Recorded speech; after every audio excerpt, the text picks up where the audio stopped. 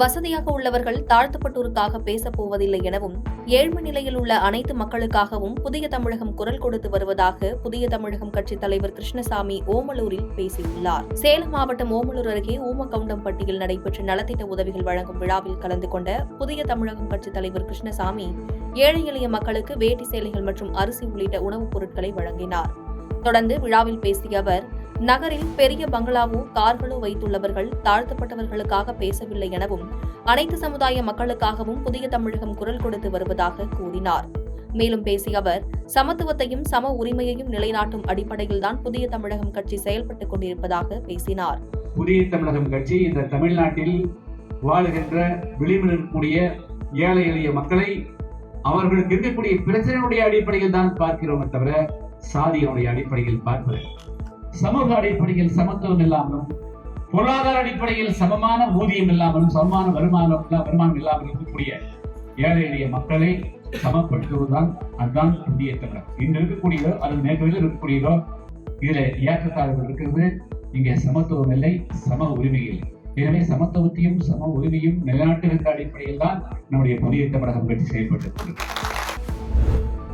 மத்திய அரசு பொதுமையிலிருந்து தனிமைப்படுத்திக் கொண்டு ஒரு சார்புடைய அரசாங்கமாக செயல்படுகிறது என திருச்சியில் முன்னாள் திருச்சி நாடாளுமன்ற உறுப்பினர் திருநாவுக்கரசர் பேட்டியளித்துள்ளார்.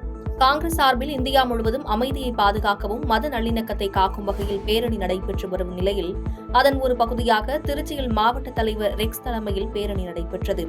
இந்த பேரணியில் கலந்து கொண்ட முன்னாள் திருச்சி நாடாளுமன்ற உறுப்பினர் திருநாவுக்கரசர் செய்தியாளர்களுக்கு பேட்டியளித்தார்.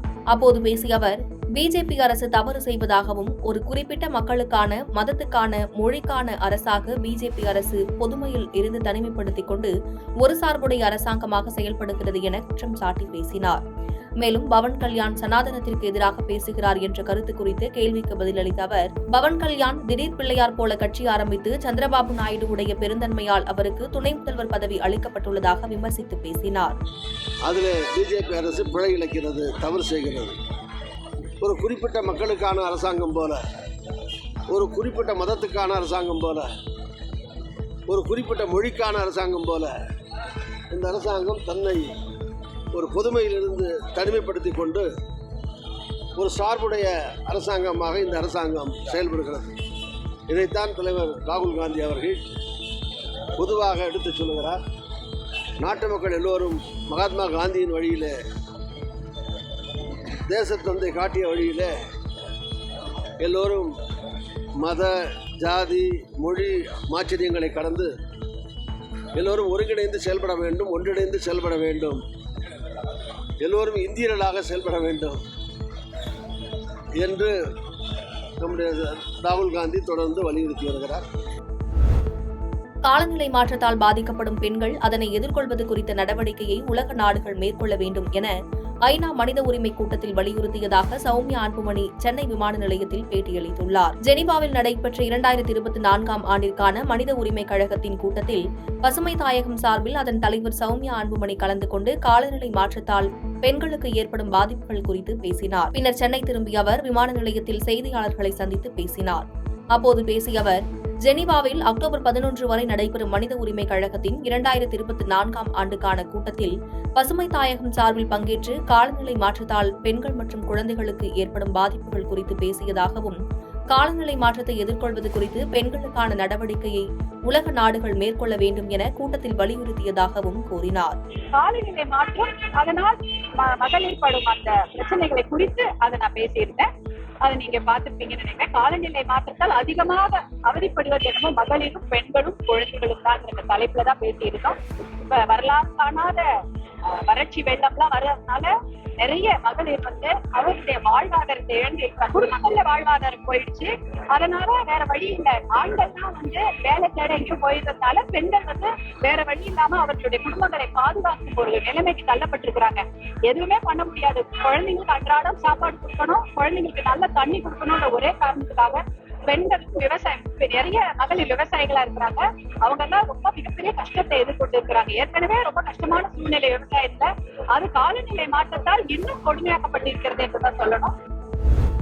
2024 ஆண்டிற்கான மனித உரிமை கழகத்தின் 2024 ஆண்டுக்கான கூட்டத்தில் பசுமை தாயகம் சார்பில் பங்கேற்று காலநிலை மாற்றத்தால் பெண்கள் மற்றும் குழந்தைகளுக்கு ஏற்படும் பாதிப்புகள் குறித்து பேசியதாகவும், காலநிலை மாற்றத்தை எதிர்கொள்வது குறித்து பெண்களுக்கான நடவடிக்கையை உலக நாடுகள் மேற்கொள்ள வேண்டும் என கூட்டத்தில் வலியுறுத்தியதாகவும் கூறினார். வடகிழக்கு பருவமழை அக்டோபர் 15ஆம் தேதி துவங்கும் எனவும் வடகடலோர மாவட்டத்தில் இயல்பை விட கூடுதலாக மழை பொழிய வாய்ப்பு உள்ளதாக சென்னை வானிலை மைய முன்னாள் இயக்குநர் பேட்டியளித்துள்ளார். காஞ்சிபுரம் மாவட்டம் ஸ்ரீபெரும்புதூரில் தனியார் தொழிற்சாலை குழுமம் சார்பில் காலநிலை மாற்றம் குறித்த விழிப்புணர்வை ஏற்படுத்தும் வகையில் ரன் ஃபார் த பிளானட் என்ற பெயரில் மாரத்தான் போட்டி நடைபெற்றது. இதில் சிறப்பு விருந்தினராக கலந்து கொண்ட சென்னை வானிலை மைய முன்னாள் இயக்குநர் ரமணன் மாரத்தான் போட்டியை கொடியசைத்து துவக்கி வைத்தார்.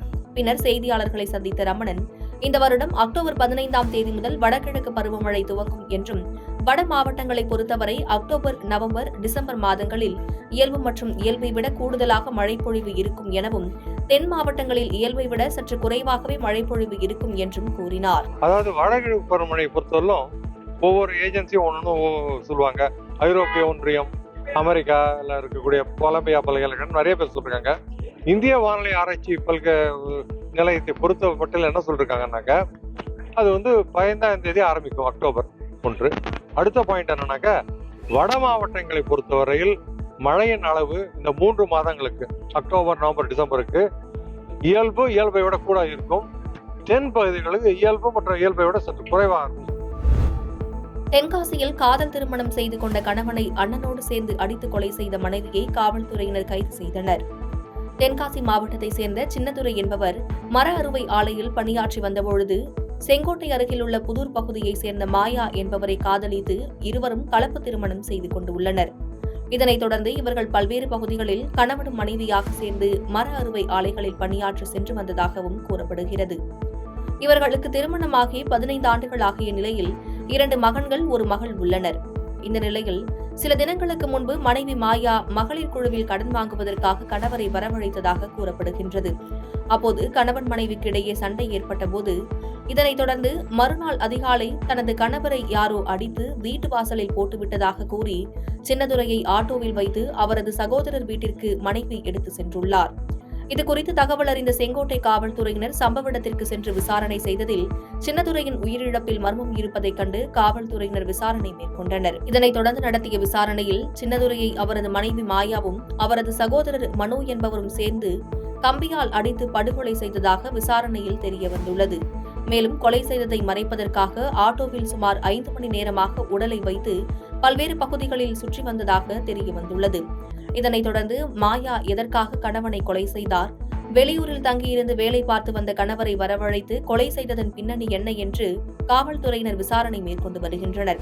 இந்த சம்பவம் அப்பகுதியில் பரபரப்பை ஏற்படுத்தியுள்ளது. பாதகம் செய்பவரை கண்டால் நாம் பயங்கொள்ளலாகாது பாப்பா, மோதி மிதித்து விடு பாப்பா, அவர் முகத்தில் உமிழ்ந்து விடு பாப்பா. அண்மை செய்திகளை உடனுக்குடன் தெரிந்து கொள்ள இணைந்திருங்கள் இயம்நாடு தொலைக்காட்சியுடன்.